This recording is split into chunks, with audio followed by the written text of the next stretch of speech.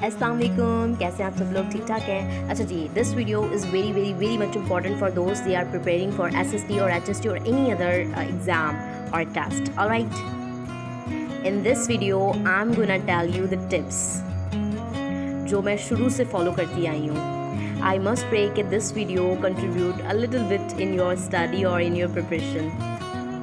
पता है मसला क्या है? मसला सिर्फ ये है कि हम लोग एक दिन में बैठ के ना 10 दिन जितना पढ़ लेते हैं और फिर अगले 10 दिन तक हम कुछ पढ़ते ही नहीं. तो हमें हमेशा मॉडरेट होकर काम करना चाहिए. कोई भी काम कर रहे हैं हम बिल्कुल उसको लाइटली लेकर करना चाहिए, स्मूथ वे में करना चाहिए ताकि हम डिप्रेशन से भी आज़ाद रहें और साथ के साथ हमारा काम भी होता जाए. तो आप देखें कुल मिलाकर यहाँ पर हमारे पास कोई 7 से 8 चीज़ें हैं जिनको हमने कवर करना है. और आप देखें कि हमारे पास 7 दिन होते हैं वीकली बेसिस पर अगर हम बात करें तो मैं आपको आज टिप्स बताऊँगी कि how can you divide your course into 7 days. तो वीडियो को स्टार्ट करने से पहले आपसे एक छोटी सी रिक्वेस्ट है, डू सब्सक्राइब माय चैनल ताकि आपको मेरी प्यारी प्यारी टाइम स्केड्यूल करी थी टेस्ट के हवाले से कि मुझे किस तरीके से तैयारी करनी है. तो मैंने सोचा कि ये वीडियो क्यों ना मैं आप लोगों के साथ भी शेयर कर दूँ, क्योंकि समटाइम्स ऐसा हो रहा होता है कि हमारे पास टाइम इतना भी नहीं होता कि हम एक टाइम टेबल स्केड्यूल कर सके कि भाई मैं फ़लाँ दिन फ़लाँ सब्जेक्ट इतने घंटे पढ़ूंगा. ठीक है, अब बात तो यहाँ पर ये है कि हम ना हर चीज़ को बहुत ज़्यादा या तो लाइटली ले रहे होते हैं या फिर एक्सट्रीमिस्ट हो जाते हैं, हम मॉडरेट नहीं रहते. तो ये टिप जो है ना, टाइम स्केड्यूल की टिप जो है ना, ये मॉडरेट टिप है. आप इसको किसी भी लेवल पर जो है ना अप्लाई कर सकते हो. अगर आप जॉब कर रहे हो, जॉब के साथ अपनी नेक्स्ट प्रिपरेशन कर रहे हो किसी भी टेस्ट को लेकर, तो वो भी कंटिन्यू कर सकते हो. अगर आप मेरी तरह बहुत ज़्यादा कामों में मुनव्विस हो तो उस हिसाब से भी आप ना तैयारी कर सकते हो. ठीक है, तो फर्स्ट ऑफ़ ऑल हम बात करते हैं हमारे पास जो यहाँ पर है फ्राइडे. कल हमारे पास फ्राइडे है, तो मैं तो इंशाल्लाह कल से ही स्टार्ट करूँगी और मैं उम्मीद करती हूँ कि आप सभी मेरे साथ स्टार्ट करेंगे. ठीक है, सो इंग्लिश हमने पहले उठा लिया. अब इट डज़न्ट मीन कि अगर मेरे पास एमए की डिग्री इंग्लिश में है या मैं एमफिल कर रही हूँ इंग्लिश लिटरेचर में या बीएस कर चुकी हूँ, 4 साल पढ़ चुकी हूँ, तो डज़न्ट मीन कि मेरी इंग्लिश जो है ना मुझे ज़रूरत ही नहीं है. समटाइम्स ऐसा होता है कि हम ये 20 जो मार्क्स है ना हमारे टेस्ट के जो मेजरली इंग्लिश में कंसिडर हो रहे हैं, तो हम वो इस वजह से भी नहीं ले पाते कि हमें इतना ओवर कॉन्फिडेंस हो जाते हैं कि यार इंग्लिश में तो मैंने डिग्री की है तो मैं तो कर लूँगा, ईजी है. मैं केमिस्ट्री पे, बायोलॉजी, फिजिक्स इन सब पे फोकस करता हूँ और मेरी जैसी जो होगी वो कहेगी मैं तो भाई मैथ पे ही फोकस करूँगी क्योंकि मेरी मैथ बहुत पुअर है. ठीक है, तो अब हमने क्या करना है, बजाय इसके कि आप अपनी वीकनेसेस पे काम करने बैठ जाए कि भाई मैं मैथ में अब सुपर मास्टर बन जाऊंगी, नहीं.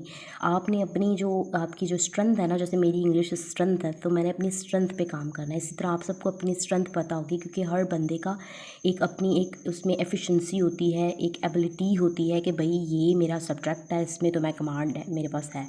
लेकिन फिर मसला यहाँ पर आ जाता है कि जब हम लोग फन्ने का बन जाते हैं कि भाई मैं कर लूँगा, बिना पढ़े मैं कर लूँगा या कर लूँगी, तो ये चीज़ आपने अपने अंदर से ख़त्म करनी है. ठीक है, अब यहाँ पर हमारे पास जो सबसे पहला आ जाता है वो इंग्लिश आ जाता है. कल से हमने इंग्लिश की तैयारी स्टार्ट कर देनी है और आपको भी पता है कि इंग्लिश में क्या क्या चीज़ें आती हैं.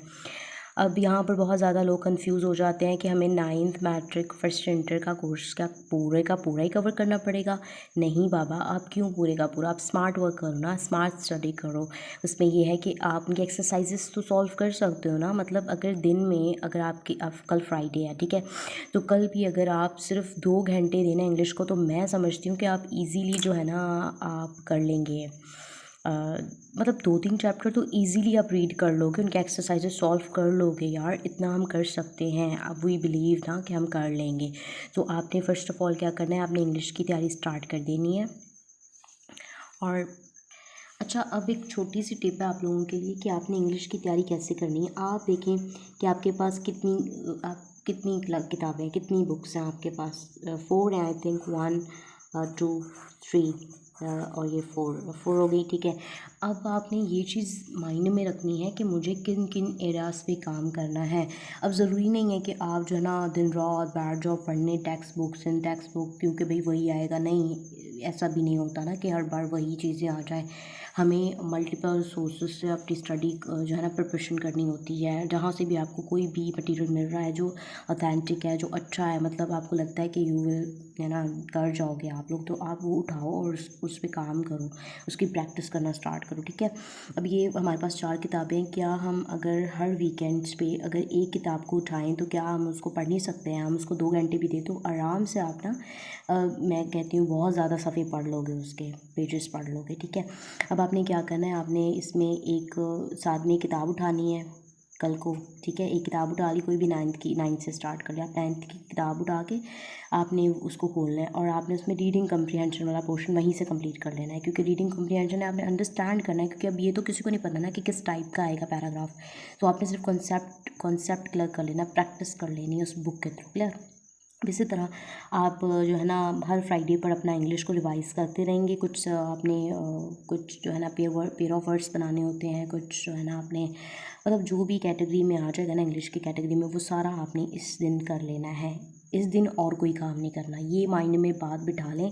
इतना ज़्यादा बनने की ज़रूरत नहीं है, मल्टीटास्क बनने की ज़रूरत नहीं होती है। देखें, जो काम हम इजीली कर सकते हैं ना, हमें वही करना चाहिए। अब दूसरा जो है हमारे पास केमिस्ट्री है। अब जो लोग केमिस्ट्री में एमएस कर रहे हैं, एमफिल कर रहे हैं, बहुत सारे लोग ऐसे हैं, ठीक है। अब वो क्या गलती कर जाते हैं, वो केमिस्ट्री को देखते ही नहीं, वो देखना ही नहीं पसंद करते। वो कहते हैं भाई हमने तो किया हुआ है तो हम क्यों करें। नहीं, ऐसी गलती नहीं करना मेरे वाली, ठीक है ना। तो आपने क्या करना है, आपने केमिस्ट्री का जो फर्स्ट बुक है 9th का या मैट्रिक का, उनमें से आपकी चॉइस है ना। आप अगर फॉलो कर रहे हो एक बुक को, ठीक है, उसको उस तक ही रहो। अगर आप बेसिक्स से स्टार्ट कर रहे हो तो आप 9th मैट्रिक की बुक को आप जो है टच करो। उसके बाद जंप करने की कोई ज़रूरत नहीं है फर्स्ट एंटर पर, क्योंकि आपकी बेसिक्स ही नहीं है, ठीक है। ये मैं उन लोगों के लिए कह रही हूँ जिन लोगों को केमिस्ट्री का सी भी नहीं पता अभी, ठीक है। तो वो स्टार्टिंग करें बिल्कुल इनिशियल स्टेज से, ताकि वो आगे चल के ना कि इन टेस्ट में, बल्कि आगे चल के भी उनका थोड़ा ना ब्राइट फ्यूचर रहे केमिस्ट्री को लेकर। अच्छा, अब जो बायोलॉजी है वो भी इसी तरह, फिज़िक्स भी, मतलब ये सारे ऑल टुगेदर आपने इसी तरह करने हैं। मतलब आपने एक डे सेलेक्ट कर लेना है कि भाई मैंने जो है ना मंडे पर फिज़िक्स पढ़ना है। अब फिज़िक्स में भी क्या पढ़ना है, आपने डेफिनेशंस याद करनी होती हैं, कुछ प्रॉब्लम्स होती हैं वो आपने सॉल्व करनी है। इसी तरह मैथमेटिक्स की बिल्कुल आपने ना बेसिक अंडरस्टैंडिंग ट्यूसडे वाले दिन ले लेनी है। अब ये एक प्रॉब्लम आ जाती है कि हम कहाँ से पढ़ें और क्या क्या पढ़ना होगा। तो जाहिर सी बात है, आप बैठें, एक कमिटमेंट करें अपने साथ कि मैंने ये ऐसी चीज़ों को लेकर चलना है और ये काम करना है, क्योंकि अभी टेस्ट में थोड़ा टाइम है। आप टाइमली जो है ना चीज़ों को जैसे जैसे कवर करती जाएंगे, ये आपके लिए बेहतर होगा, ठीक है। अब आपने वेडनेसडे भी कंप्यूटर साइंस पढ़ना है, ठीक है।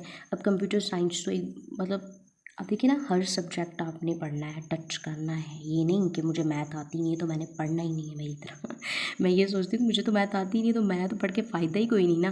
तो ये आपने हरगिज़ नहीं सोचना।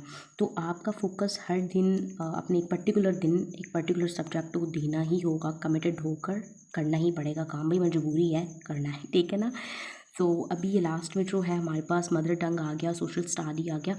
तो ये जो चीज़ें हैं ना, ये हम बचपन से पढ़ते आ रहे हैं ना, ये सब चीज़ें काफ़ी इसमें हैं, क्योंकि हम लोग जो है ना, हम फोकस नहीं करते चीज़ों को। जब हम फोकस स्टडी करें ना, फोकसली चीज़ों को बिल्कुल कंसंट्रेशन के साथ पढ़ें, तो हमें बहुत इजी रहता है काम।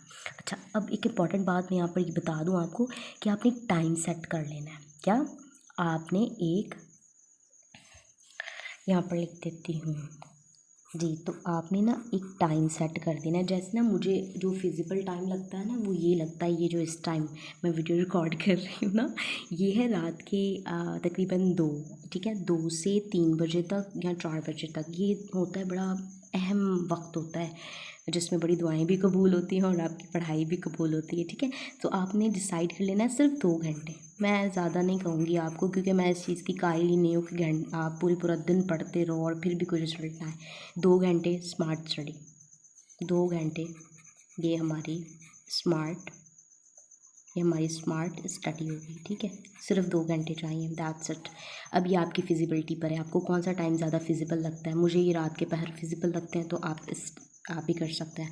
आपको अगर मॉर्निंग टाइम में सुकून मिलता है फजर के बाद, तो आप वो भी कर सकते हो। मोस्टली फजर के बाद सब सो रहे होते हैं लाइक मी। सो अगर आप मतलब आफ्टरनून में कर सकते हो, मतलब आप जॉबियन हो तो आप जॉब से आकर थोड़ा रेस्ट करो और शाम में ये मगरिब से पहले या मगरिब के बाद 2 घंटे बैठ कर दो, क्या, बैठकर। और अगर आपको मेरी तरह चलने की बीमारी है तो फिर आप चलकर भी दे सकते हैं, लेकिन कहने का मकसद ये था कंसंट्रेशन के साथ, कोई और काम नहीं, कोई और सब्जेक्ट भी नहीं, कल इंग्लिश तो सिर्फ इंग्लिश, दैट्स इट, ये था।